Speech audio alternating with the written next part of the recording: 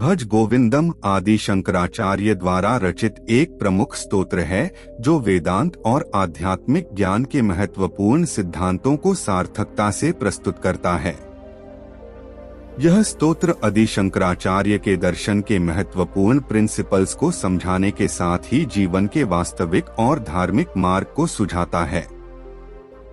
इस स्तोत्र का मुख्य उद्देश्य भगवान की भक्ति में मन लगाने और आत्मविकास के मार्ग पर मार्गदर्शन करना है।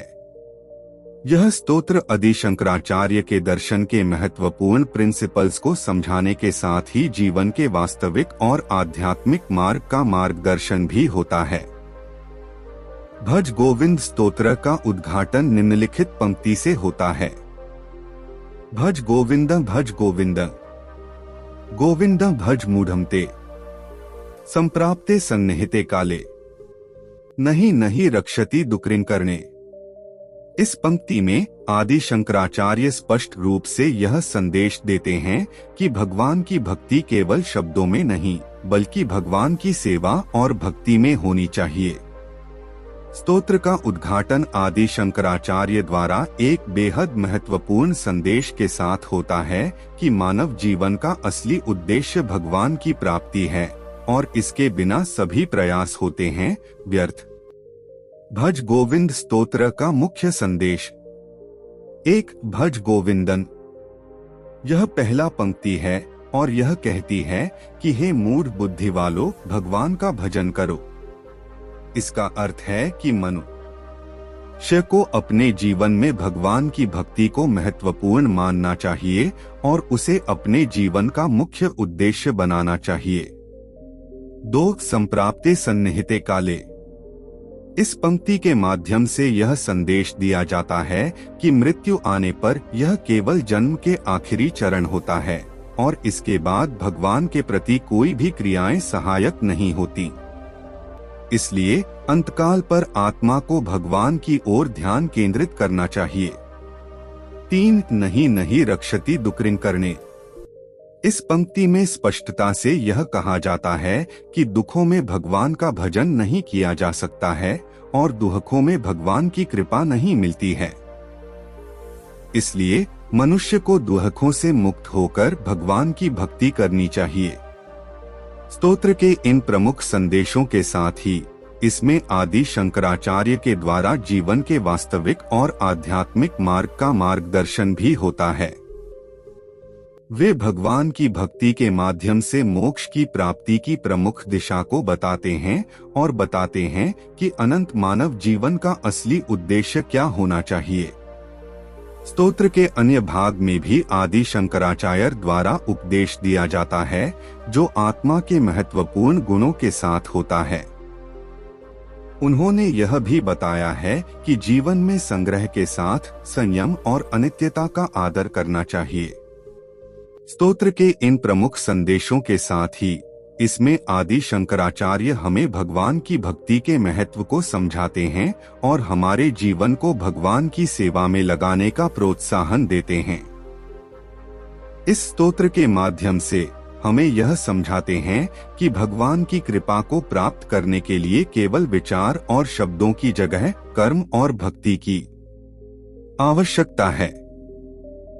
आदि शंकराचार्य के भज गोविंदम स्तोत्र का संदेश अत्यंत महत्वपूर्ण है और यह हमें यह याद दिलाता है कि जीवन का असली मकसद आत्मा के साथ जुड़ना है और हमें दुख से मुक्ति पाने के लिए भगवान की ओर बढ़ना चाहिए।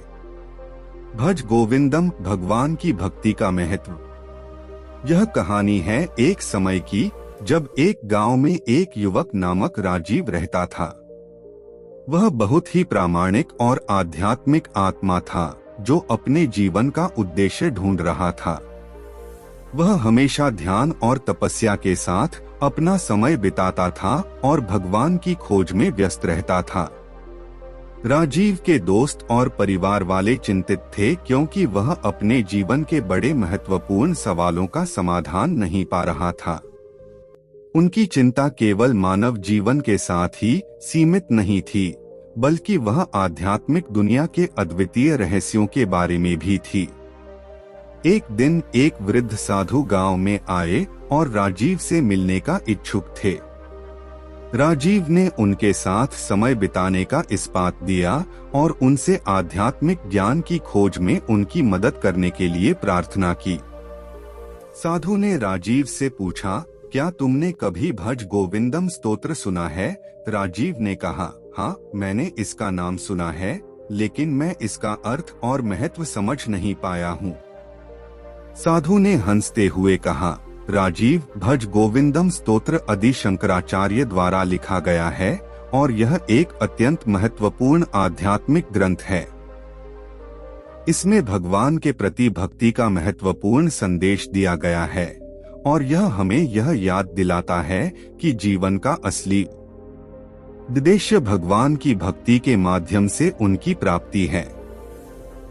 राजीव ने पूछा, लेकिन कैसे भज गोविंदम करना है और यह कैसे मेरे जीवन को सुधार सकता है?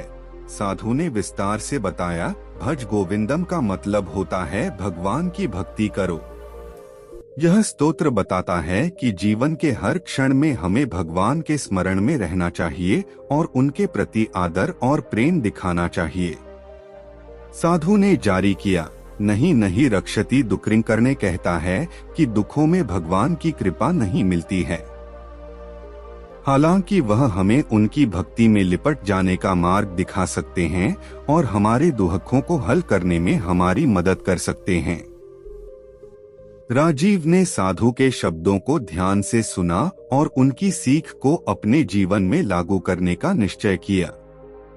वह अपने जीवन को भगवान की सेवा में समर्पित करने लगा, भज गोविंदम स्तोत्र का पाठ करने लगा और अपने दुखों को भगवान के प्रति श्रद्धा और आदर से प्रस्तुत किया।